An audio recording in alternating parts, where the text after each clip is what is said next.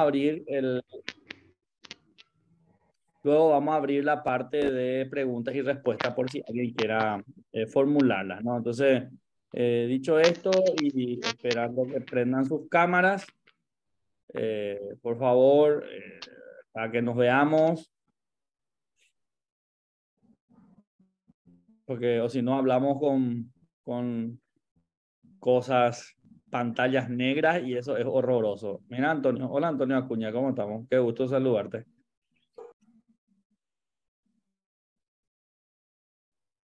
A ver, está Pilar por completo, está hoy acá. Che. Pilar y alrededores. Celso, Carlos Ovella, Shirley. ¿Quiénes no son de Pilar en todo caso para de lo que están? Hay también gente que no es de Pilar. Como muy Pilar céntrico, hay veces nos olvidamos que somos de otros lugares. Nosotros estuvimos viendo esa estructura que yo les dije para la escritura científica. ¿Se acuerdan? Nosotros estábamos revisando las partes. La pasada llegamos hasta la metodología y ahora tenemos que ver la discusión, ¿no? Y el análisis, ¿verdad? Entonces, eso es súper interesante. Ah, mira, Melody está desde el departamento de Amambay. Qué gusto, Melody. Tuvieron con mucha lluvia en estos días. Incluso se cortó demasiada agua. sí, se cortó la ruta ahí en la zona de Bellavista.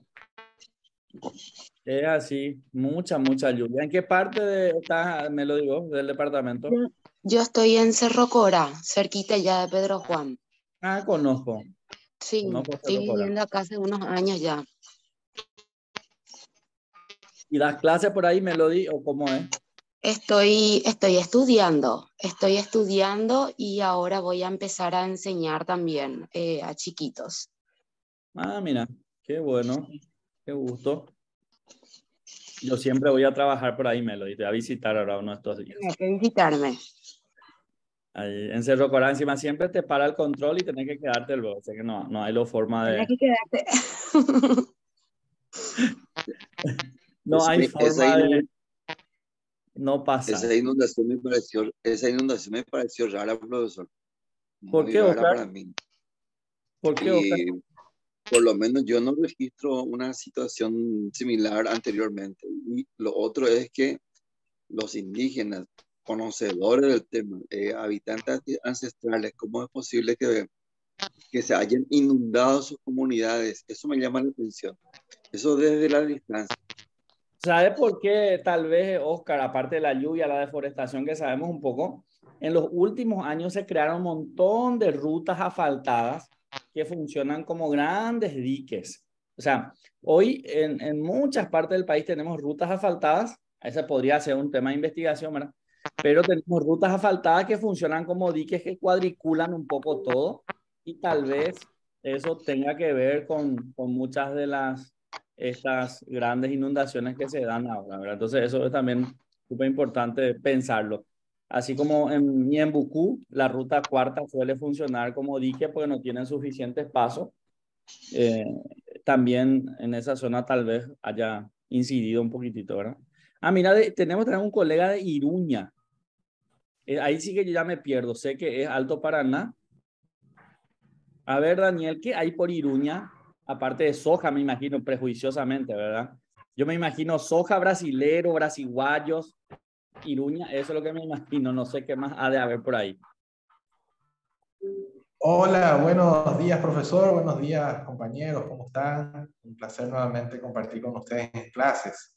Sí, así mismo. Es la capital de la adrenalina, se le conoce a De la Iruña por adrenalina, correcto, así te dan mismo. choque eléctrico, ¿qué te dan? Más o menos así, profesor. Le comento, acá en Iruña, en noviembre es el evento de las carreras de tractores, que vienen competidores del No Brasil sabía. y principalmente del sur del Brasil y competidores también de la localidad, ¿verdad? El año pasado, en noviembre, resultó ganadora una dama, una mujer, muy guapa por cierto, Y bueno, es conocido como la capital de la adrenalina y a su vez la producción de soja es bastante extensa en los territorios de cultivo. Hay muchos negocios, hay muchas empresas de agronegocios y, y bueno. Y geográficamente, ¿dónde queda de la ruta más o menos ubicanos quienes no somos de la zona sur, Sí, Daniel? correcto. Iruña se encuentra en la zona sur del Alto Paraná, ya linda con el departamento de Itapúa, con los distritos de Carlos Antonio López, Raúl Peña, zona Alto Paraná, Naranjal, está muy cerca también. Y Santa Rita quedaría más o menos a 40 kilómetros de Iruña. Ah, mira, che. Es una villa, vamos a decirle, ya un distrito, pero los lugareños le conocen como villa.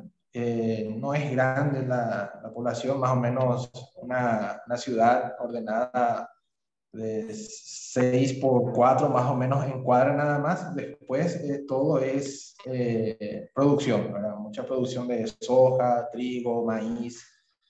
Eh, y así. Qué bueno, che, me alegro. ¿Has visto que hay gente de la Loma San Jerónimo también, una vista privilegiada de Asunción? Eh, Qué lindo, qué lindo. Está la posibilidad un poco que nos da las clases virtuales. Y me imagino que para la certificación, Rocío, ¿verdad? Eh, hay que llenar todas las listas, completar todo y también anunciarles que este año estamos pensando hacer otra vez, si, vamos a ver cómo, ¿verdad? Esperemos que sea también un curso más largo, tal vez sobre técnicas de investigación cualitativa para gente que ya está con más experiencia y más todavía sobre etnografía. Yo estoy planteando un poco, vamos a ver qué me dicen en la facultad y vamos a hacer que sea otra vez gratuito probablemente, salvo la certificación seguramente, ¿verdad? O virtual.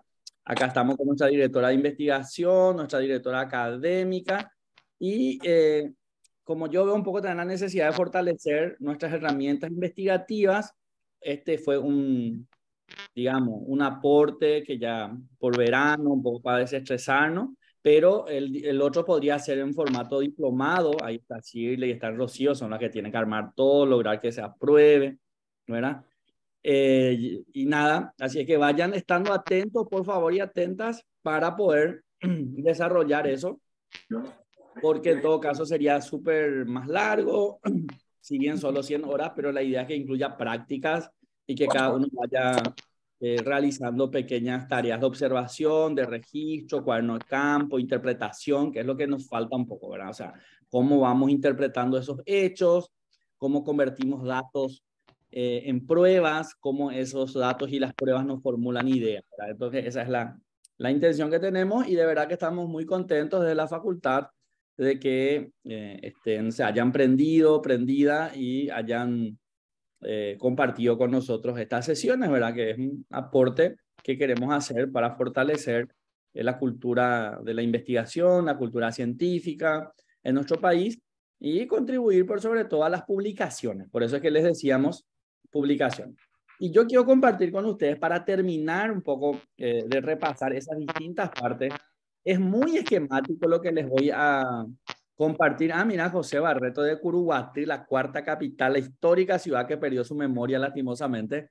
Pero bueno, algún día más recuperar la memoria de los curuguateños y las curuguateñas, ¿verdad? Entonces, les voy a compartir porque es un trabajo muy esquemático, peca, les aclaro, estén escuchando por favor, lo que les voy a compartir ahora peca de muy esquemático, peca de muy sintético, tal vez a muchos de ustedes les va a parecer un poco obvio, pero en realidad sistematiza las distintas partes y problematiza para que hagamos una autoevaluación de nuestro trabajo antes de publicar, antes de someter a cualquier tipo de revista. O sea, si les sirve, si no les sirve, me dirán, no, esto no me sirve, profe, no nos interesa y pasamos a otra cosa, ¿no? Entonces, es una guía básica, como les dije, que yo les llamo así, para la comunicación científica. Y aquí hay una aclaración. Fíjense, por favor. guía de control para una comunicación científica eficaz de artículos originales. Acá hacemos esta aclaración de artículos originales por aquella primera conversación que tuvimos en donde decíamos que los artículos de revisión, si bien son artículos científicos, no son artículos originales en la nomenclatura. ¿Se acuerdan, por favor, de eso? Y apunten. Artículos de revisión versus artículos originales.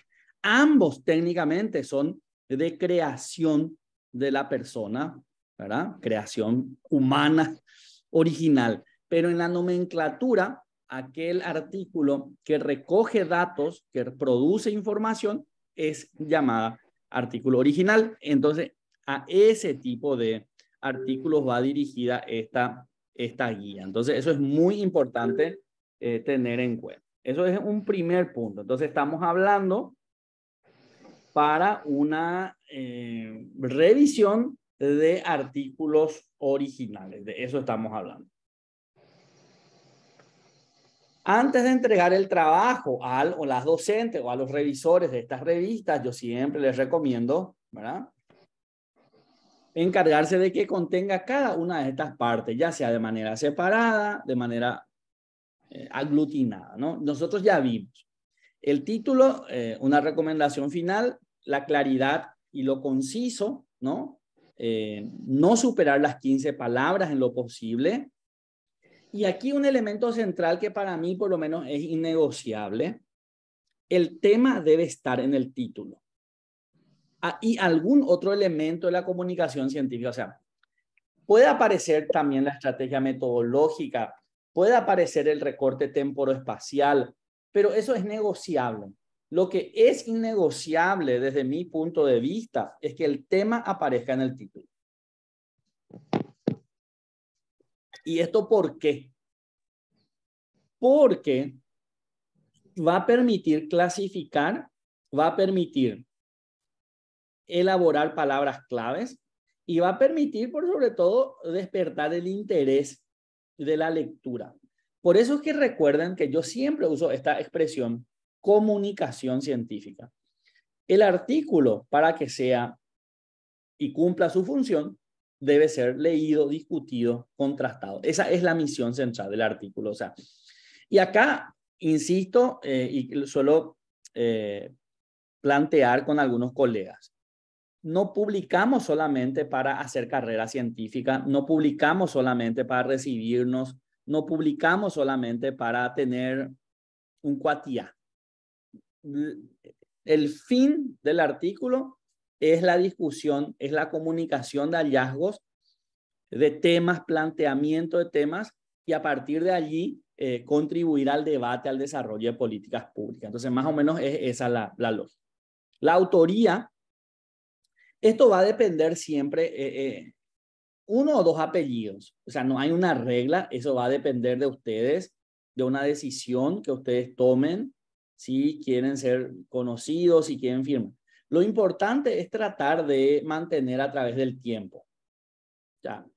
Veo, por ejemplo, Núñez, otros Acosta Alvarenga. O sea, eso va a depender ya de cada persona. En algunos casos cometemos el error, yo suelo cometer ese error, de poner Martens en un lugar y el otro lado pongo Martens Molas. Entonces, la recomendación es tratar de mantener la misma nomenclatura.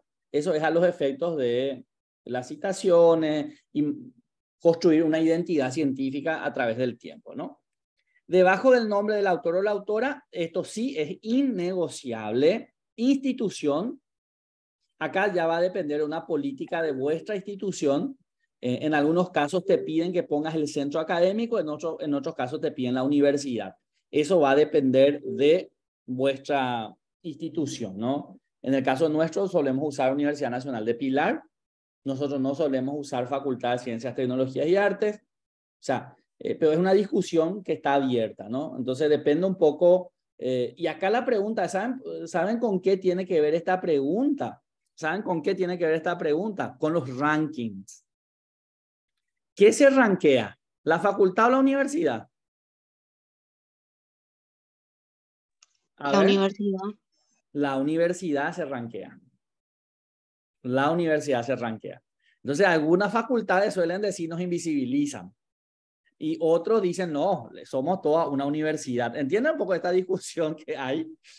Pero es esa discusión y esta filiación que se le llama guarda relación con más que nada con las nomenclaturas, con los rankings. O sea, entonces eso es una cuestión interna que ustedes tienen que resolver en sus centros académicos, ¿verdad? Entonces, yo no sé cómo, a ver, Elba, ¿ustedes cómo se están citando? Yo creo que ellos, porque quieren construir identidad de una facultad, ponen su, mira, a ver si adivine, a ver si adivine. Lo ponemos facultad y después ponemos universidad, porque somos la 14 universidad, o sea, la última facultad de la UNA. Entonces, claro, para visibilizar ponemos primero la facultad, pero es cierto lo que decís, para rankear tendría que ser al revés, pero es una decisión política de varios investigadores. Y por eso, toda la comunicación científica, insisto, y tomo esto que dice Elba, es política, no se olviden de eso. O sea, nada aquí es inocente, y quien nos diga que la ciencia es mentira, ¿no? Por lo menos eso yo quiero que vayamos reflexionando, no es inocente. Incluso el nombre, la firma, qué nombre institucional usamos primero, todas son decisiones políticas que hay que ir tomando y no es inocente. Entonces, nosotros en ciencias sociales tenemos esa ventaja de hacer un poco teoría de la ciencia. En otras áreas, muchas veces los colegas manejan solamente sumar, restar y regar la plantita. Lastimosamente suele pasar eso, ¿verdad? La idea es hacer teoría de la ciencia y a partir de allí ir visibilizando ciertos componentes. El resumen, este es otro punto importante. Yo soy aquí clásico. Fíjense, esto es lo más clásico que hay. El resumen debe contener los 5 o 6 elementos de la comunicación científica, como estamos viendo, ¿no? Es recomendable que en el mismo se visualice el objetivo, el problema, la metodología y los principales resultados y la contribución del estudio. Y esta contribución del estudio va desde el punto de ¿cuál es la respuesta a esa pregunta que se formuló? Y la pregunta que se formuló es a partir del conocimiento acumulado. A partir del conocimiento acumulado. Entonces, esa revisión del conocimiento acumulado va a depender también de la revisión bibliográfica que se hizo. Aquí, fíjense, ¿cuál es la intención del resumen? Es facilitar el conocimiento de posibles lectores de otras áreas del saber. Lo del usar en guaraní es una cuestión política, porque el guaraní parlante generalmente lee castellano, o sea, pero más que nada, más que facilitar, es una visibilización y una decisión política. Algunas facultades piden, algunas universidades piden guaraní, otras no piden, y en el caso más del Mercosur, lo usual es resumen en inglés y en portugués pensando en Brasil. Recuerden que Brasil tiene 220 lectores probables, ¿verdad? 220 millones lectores probables. Y también es súper importante, queridos colegas, hay una recomendación para todos que estamos haciendo ciencias sociales. Tenemos que leer en portugués. Eso es innegociable. Por favor, reconcíliense con el portugués interior que llevan. Y porque hay mucha literatura, hay mucha bibliografía en portugués. Mucha. O sea, hay que romper esa barrera de leer solamente en castellano. Lo inglés también es súper importante, pero más que nada nosotros a nivel regional necesitamos leer portugués. Les invito a que se pongan como propósito este año por lo menos saber 100 verbos en portugués y con eso ya construir algunas ideas, ¿verdad? Es muy importante. Hay mucha literatura, hay mucha producción. En ciencias sociales lo del portugués es muy central, ¿verdad? ¿Y qué pasa con el idioma oficial? Es lo que les acababa de decir. ¿Quién es la que me pregunta? Margarita. Es una cuestión política y de decisión, porque las traducciones del portugués se hacen con fines de pensando en lectores. Eso es lo que se hace, con lectores. O sea, comunicación. Acá hay muchos comunicadores. Oscar Cáceres, por ejemplo, es un antiguo, o no quiero usar la palabra viejo, un gran comunicador, ¿verdad? Entonces, uno comunica pensando en algo, o sea, no es Insisto, las formalidades no existen per se en la escritura científica. Cada una de estas partes tiene un fin comunicacional, ¿no? Y no sé cómo se dice, Margarita, ¿por qué viejo va a discriminar? Un viejo comunicador, no sé, ¿cómo se dice? Un comunicador. A ver, Oscar, ¿cómo te sentís identificado? O yo no sé cómo referirme, me pierdo.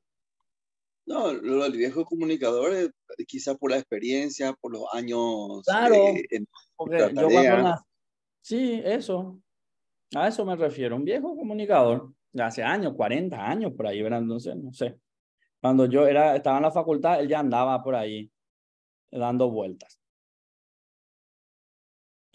A ver, luego vienen las palabras clave. Este es un punto central, queridos colegas. Las palabras clave no son lo que se nos antoja, no son, por favor anoten, no es lo que se me antoja. Eso es importante. La palabra clave tiene la misión de que el buscador del Google le encuentre a tu artículo. Esa es la misión. O sea, ¿cuál es el fin de la palabra clave? Siempre vamos a preguntarnos los fines de estas pequeñas partes. Entonces, es una síntesis necesariamente de 3 palabras. Imagínense, en 3 palabras, ¿cómo voy a presentar mi artículo? Esa es la pregunta que se tienen que hacer. En 3 palabras, ¿cómo voy a lograr que mi artículo aparezca en el buscador de Google? En los grandes repositorios. Uso Google como ejemplo, ¿no? Entonces, esa es la misión. Entonces, si ustedes ponen, por ejemplo, suelo encontrar, ¿verdad? Derechos. Imagínense, ¿derechos? ¿Cómo? Pregunten, ¿cómo la conexión de esa palabra con mi artículo? Entonces, es un gran desafío. Esa es un arte poner palabras claves, y eso deviene generalmente para eso de los tesauros. Hay tesauros, así le voy a escribir por si alguien no haya escuchado.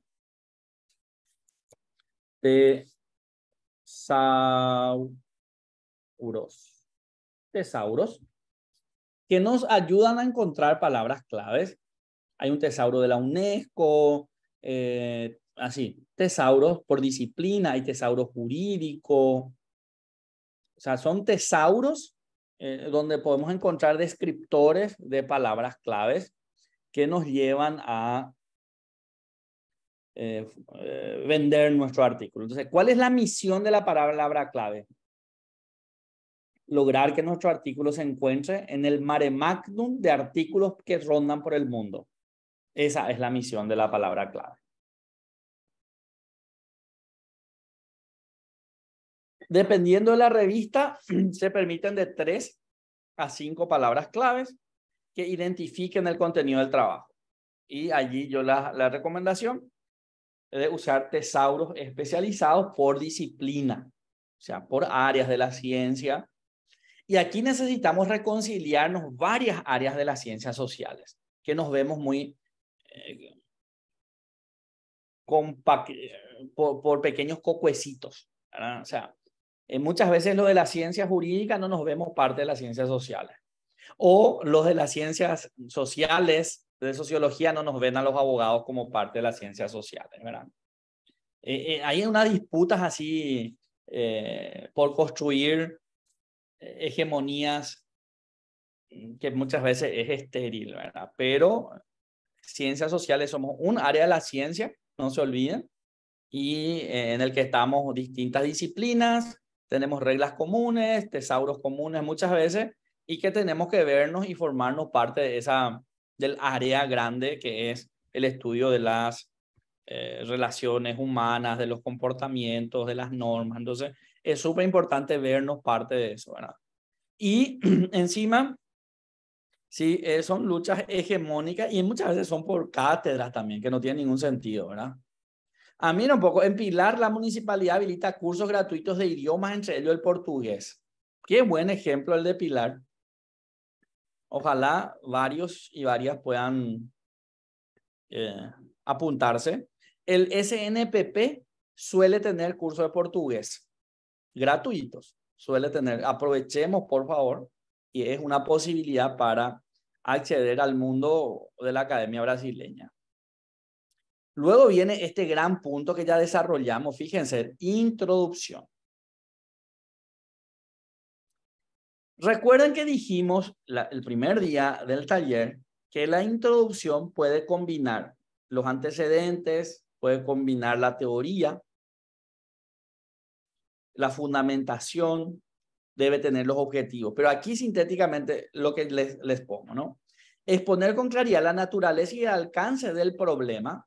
Y el problema es, como ya dijimos, aquella pregunta que queremos responder que surge de la revisión bibliográfica y la identificación del conocimiento acumulado y la falta de conocimiento acumulado en ese aspecto. Entonces, podemos definir diciendo que es lo que no se sabe de lo que se sabe. Y voy a anotarles de vuelta aquí. Eso ya habíamos...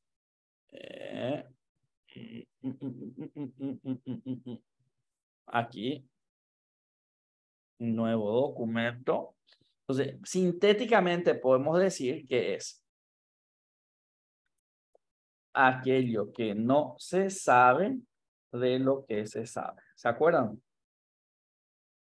Lo que sabemos es el conocimiento acumulado.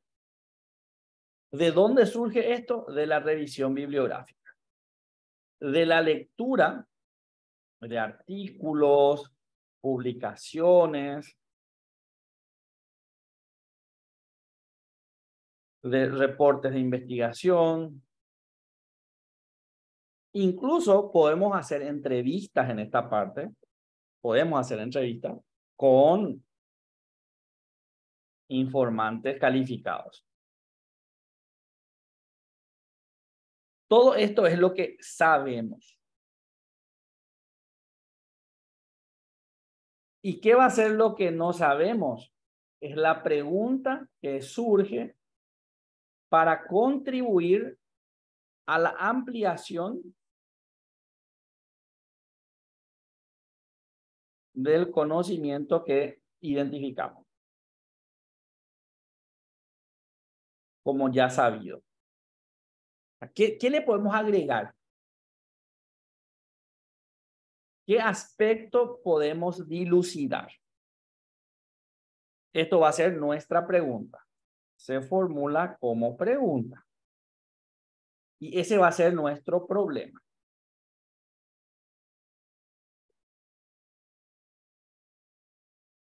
Eso tiene que estar muy claro aquí. Es una síntesis del problema de investigación. Por lo tanto, contiene también la justificación, o sea, es decir, ¿por qué vamos a estar haciendo esto? Los antecedentes, el conocimiento acumulado del cual parte,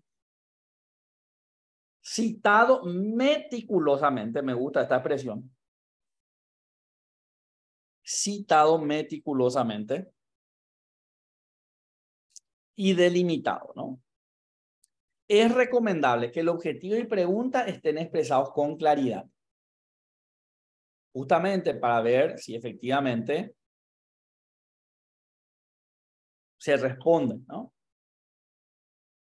¿Puede o no utilizarse subtítulos? Una cuestión formal. Se puede incluir en este apartado o crear otro apartado sobre las teorías que sustentan y enmarcan al trabajo, especificando paradigma teórico epistémico, ¿no? ¿Desde qué lugar voy a mirar? ¿Cuál va a ser mi objeto de análisis?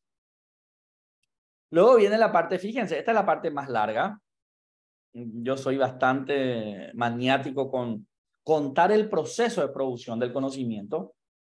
¿Cuáles fueron las partes, los pasos que di para formularme esa pregunta, para responder esa pregunta? ¿Y cuál es la finalidad? Acá, en esto estábamos nosotros insistiendo. ¿Cuál es la finalidad? Permitir a otro investigador o investigadora la posibilidad de replicar y citar el trabajo. Nuestra primera finalidad. Replicar y citar, conocer, legitimar ese trabajo. Precisar las actividades y procedimientos realizados para responder la pregunta de investigación. ¿Qué pasos di? ¿Dónde los di? y se deberá describir el diseño de la investigación. Diseño como sinónimo de partes del proceso, muestra si hay, muestra y muestreo si hay, o unidades de análisis. Los criterios de inclusión de exclusión, los instrumentos, y aquí quiero insistir bastante en este punto. Aquí. No confundir, por favor, anoten por favor esto, no confundir técnicas de producción de información con instrumentos.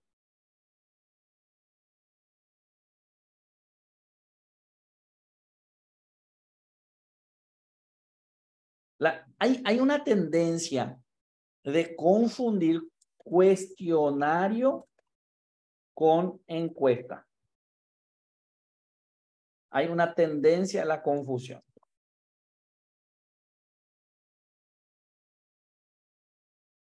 Cuestionario es el instrumento. La encuesta es la técnica. El censo también tiene un cuestionario. El cuestionario es el conjunto de preguntas. Es el cuatía. O está cargado hoy en la APP. Ese es el cuestionario, ¿no? El cuestionario es común a la encuesta y al censo. Dicho de una manera súper sencilla, censo cubre al 100% de una población. Encuesta saca una muestra representativa. Pregunta, si quiero estudiar cuantitativamente a un grupo de 80 alumnas del último año de la educación media, ¿cuál sería mi técnica apropiada? ¿Censo o encuesta? No, censo o encuesta, sí. ¿Censo o encuesta?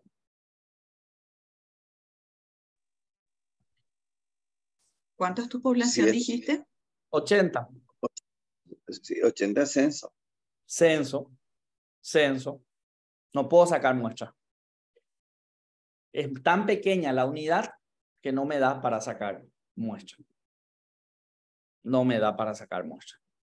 El instrumento va a ser el cuatía. El instrumento va a ser el cuatía.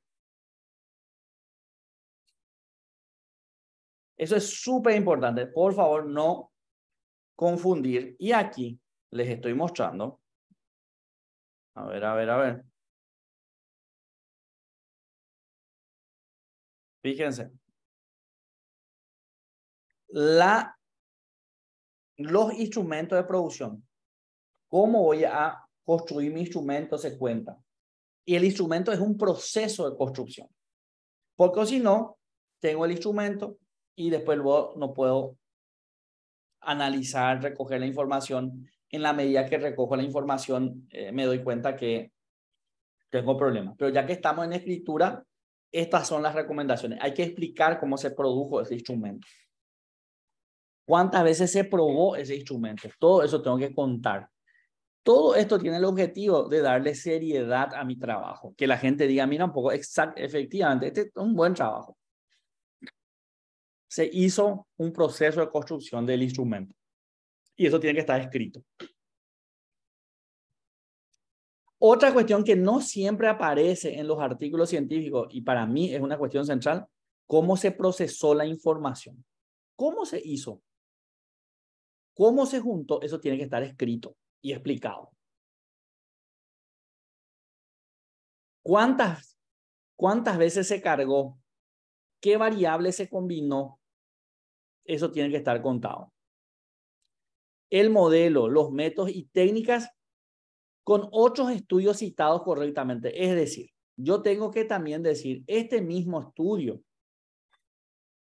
usa herramientas, técnicas, modelos que otros colegas ya usaron en su trabajo. Eso debe aparecer citado correctamente. Pero esta cuestión es importante. A ver, esta señorita necesita callarse. Ella se llama, no sé cómo se llama. Iris.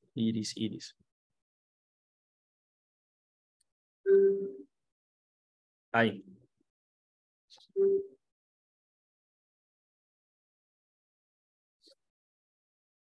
Tuve problemas para recolección de datos. Eso le da solvencia a mi estudio. Más que, y a veces la gente quiere esconder. No escondamos los problemas. Porque, recuerden, el objetivo de esta parte es contribuir a que los colegas, otros colegas, usen, aprendan de nuestros errores y puedan seguir produciendo conocimiento. El artículo científico, queridos colegas, no es algo sacrosanto que está exento de errores ni de problemas. Y eso debemos contar, debemos mostrar.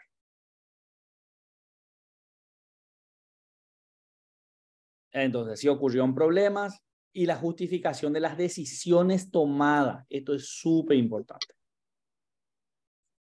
Yo me propuse en este artículo, nos propusimos entrevistar a varias personas, sin embargo, cuando fuimos al lugar, nos siguieron con machete.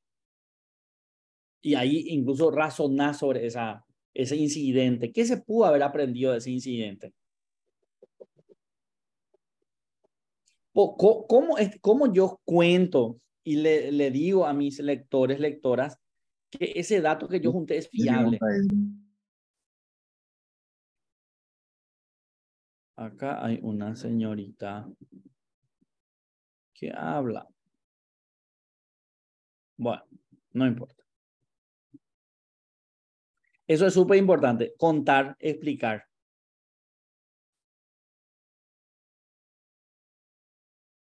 Limitaciones del trabajo, los criterios éticos empleados, las dificultades que hubo no para la producción.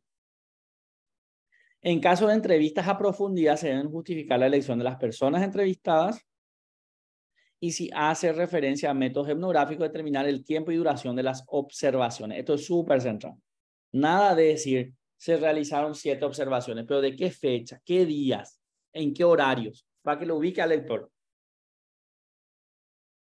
y a la lectora sobre la cuestión importante. Se dan cuenta que la parte metodológica es un gran soporte que debe estar súper explicado.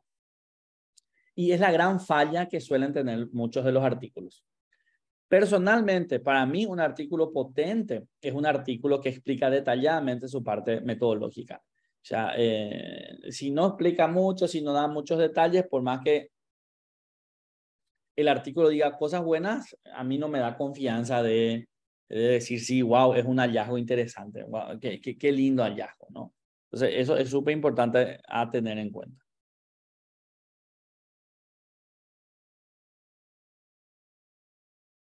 Luego ya viene, sí, esta parte que decíamos, es la parte en donde tenemos que discutir.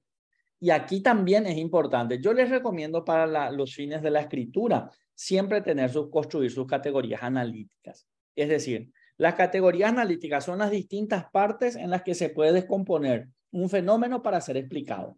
Esa es una categoría analítica.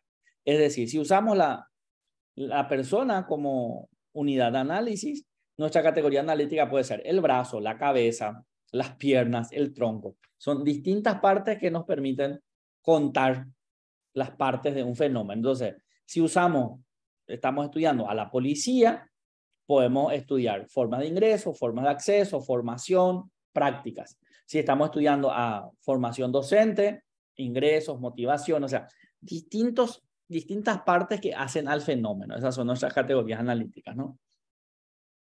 Los resultados tienen que expresarse de manera clara porque representan los nuevos conocimientos que aportan a la investigación. Por ello, debe hacerse una descripción amplia de los resultados obtenidos, ofreciendo un panorama general, pero sin repetir los detalles ya descritos en la parte metodológica. Esto también es súper importante. Si la investigación combina estrategias metodológicas, cualitativas, cuantitativas, etnográficas, los resultados se presentan por separado, no se pueden presentar en una. Esto sí exige un subtítulo. Hallazgos cualitativos, hallazgos cuantitativos o etnográficos y así por parte. No mezclen, por favor. Eso está mal. Si el artículo contiene datos numéricos, deberá reflejar la relación causal entre las distintas variables analizadas.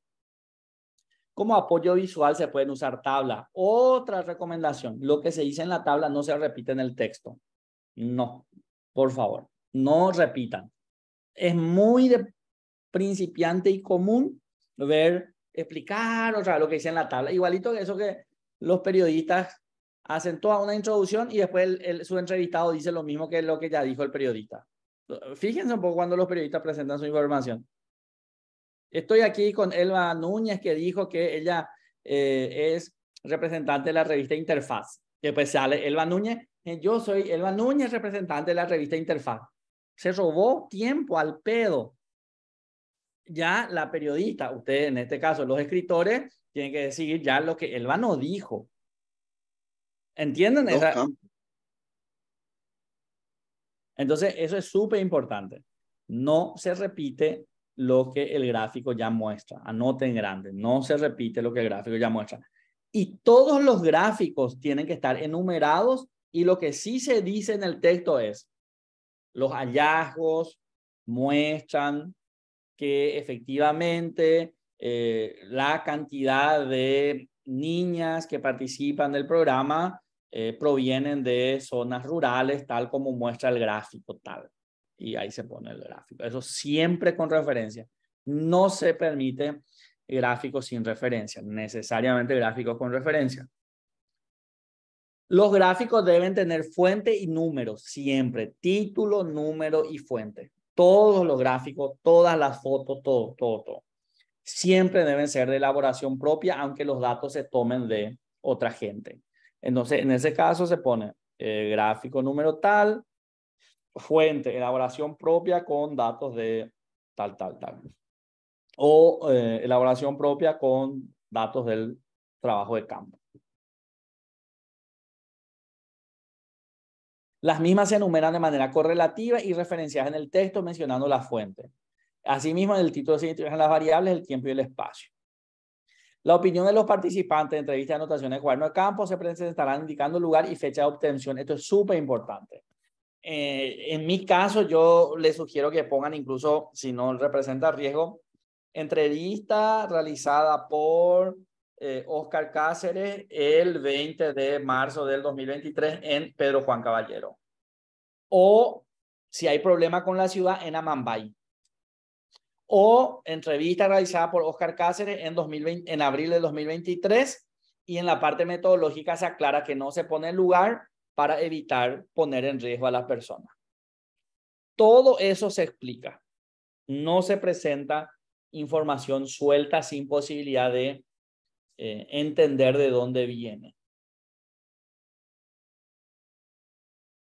Esto también es importante. La exposición de los resultados se redacta en pretérito, en pasado. El resto estábamos redactando en presente. En tercera persona, salvo cuestiones etnográficas que se redactan en primera persona. Y lo más importante, la discusión implica el diálogo y análisis de los resultados teniendo con referencia a las teorías expuestas, fortaleciendo o contradiciéndolas para seguir provocando nuevas discusiones, citando a los y las autoras escrupulosamente. Esa es la gran discusión. Discusión con los autores es poner en tela de juicio una opinión anterior, fortalecer una opinión anterior, contradecir una opinión anterior. Y aquí lo que, colegas, por favor, nosotros en la ciencia no nos citamos para querernos, no estamos para querernos. En la ciencia nos citamos para contradecirnos. O si no, no hay discusión.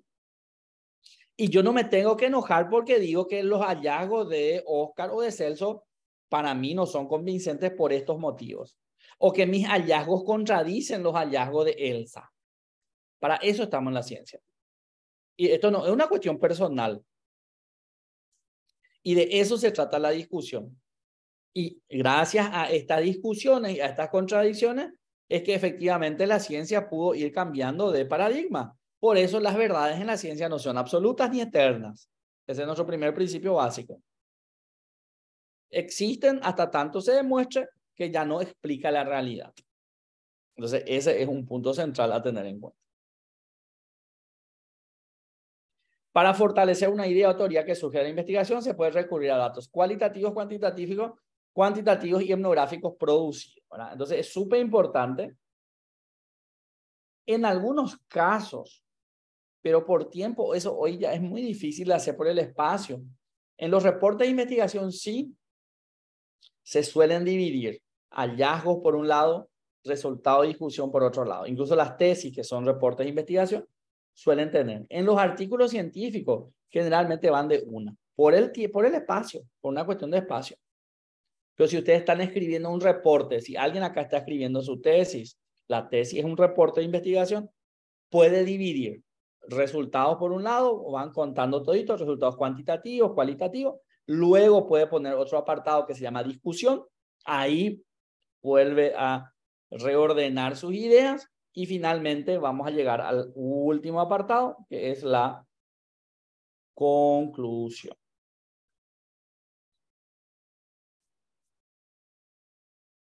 En algunos casos se usa cada vez más ahora el concepto conclusión. Algunas revistas piden que se ponga definitivamente conclusiones o reflexiones finales, conclusión, ¿verdad?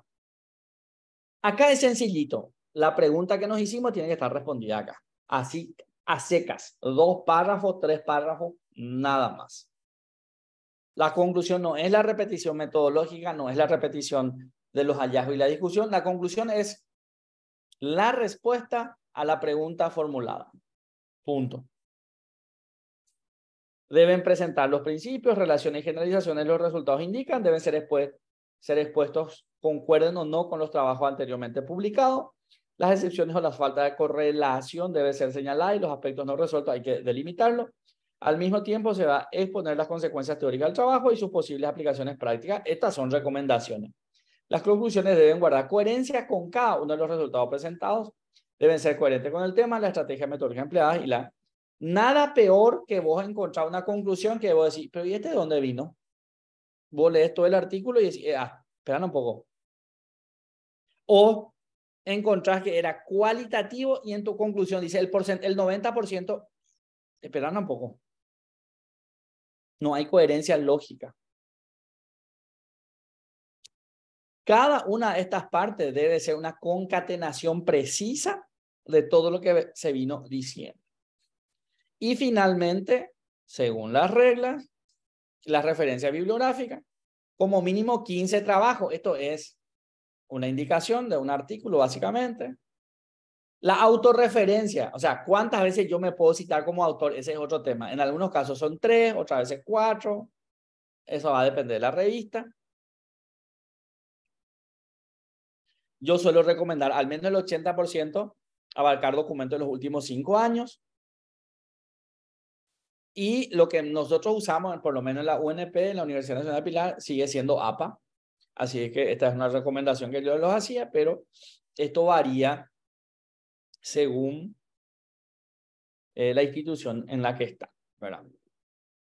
Entonces, esta es la recomendación general. Yo les decía que justo le íbamos a tomar la primera hora. Y a partir de ahora vamos a descansar 5 minutos y vengan con todas sus preguntas. Es la última oportunidad para hacer las preguntas, pues ya no tenemos después los talleres. Y así es que apunten, pregunten y nos vamos felices a seguir haciendo lo que estábamos haciendo. ¿Está bien? Nos vemos a las 10:05.